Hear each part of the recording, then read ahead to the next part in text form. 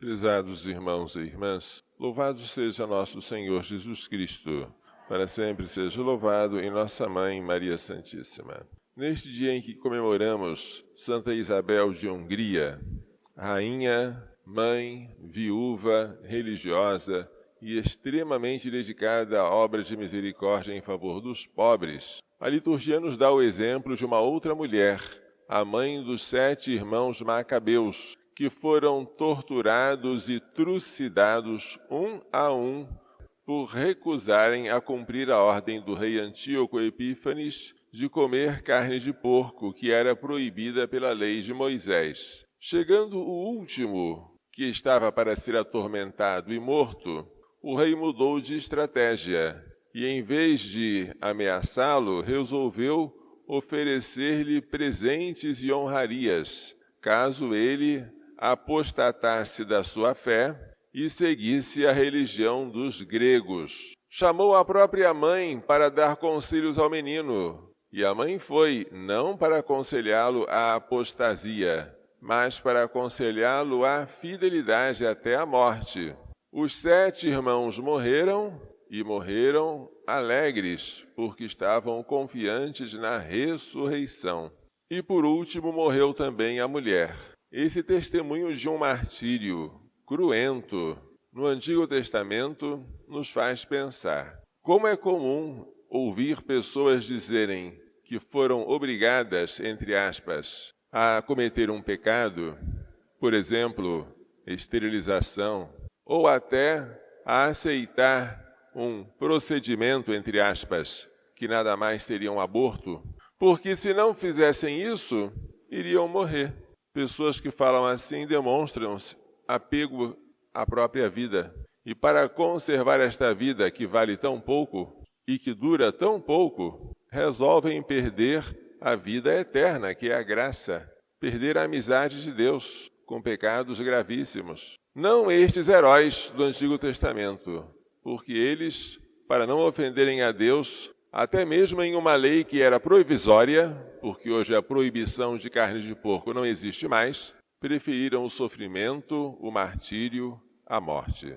Confiantes estavam eles de receberem uma bela recompensa na ressurreição dos mortos. O Evangelho apresenta Jesus indo para Jerusalém e contando uma parábola. A parábola traz o episódio de um homem que veio investir-se da realeza e depois voltar ao seu país, e de alguns que o detestavam e que foram atrás dele para impedir a sua coroação.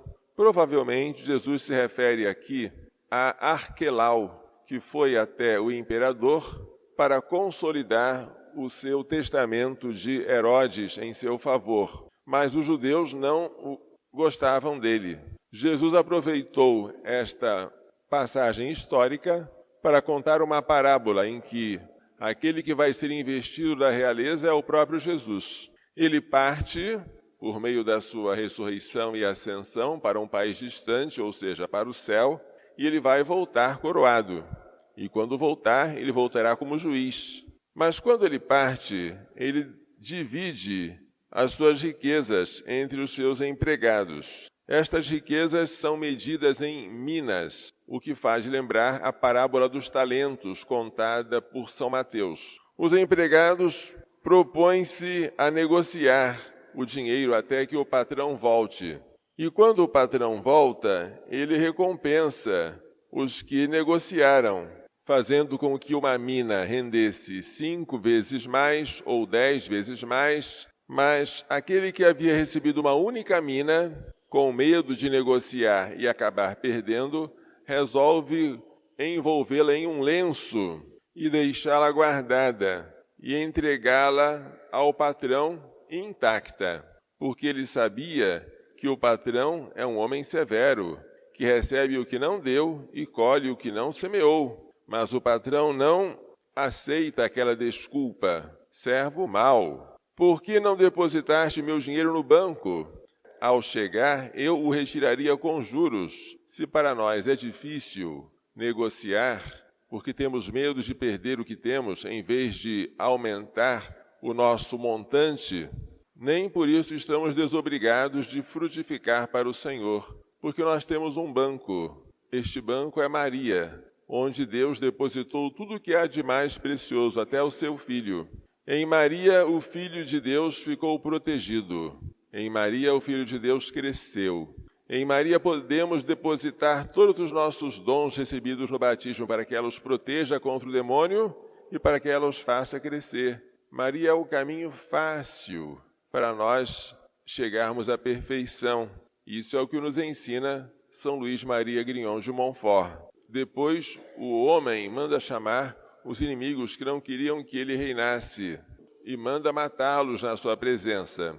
Esta parte da parábola refere-se à vinda segunda de Jesus como juiz, em que ele virá para julgar os vivos e os mortos e dar a cada um a sua própria recompensa. Que quando esse tempo chegar, nós estejamos com muitos frutos para apresentar ao Senhor e de coração dócil para que Ele reine sobre nós. Entre esses frutos, vale sempre lembrar a misericórdia para com os pobres, porque tudo aquilo que fazemos ao menor dos irmãos, é a Ele que o fazemos. Que Maria Santíssima, que seu castíssimo esposo São José, que Santa Isabel de Hungria, que tanto se notabilizou pelo seu serviço aos pobres, nos façam entender e pôr em prática as lições desta liturgia. Louvado seja nosso Senhor Jesus Cristo. Para sempre seja louvado, e nossa Mãe Maria Santíssima.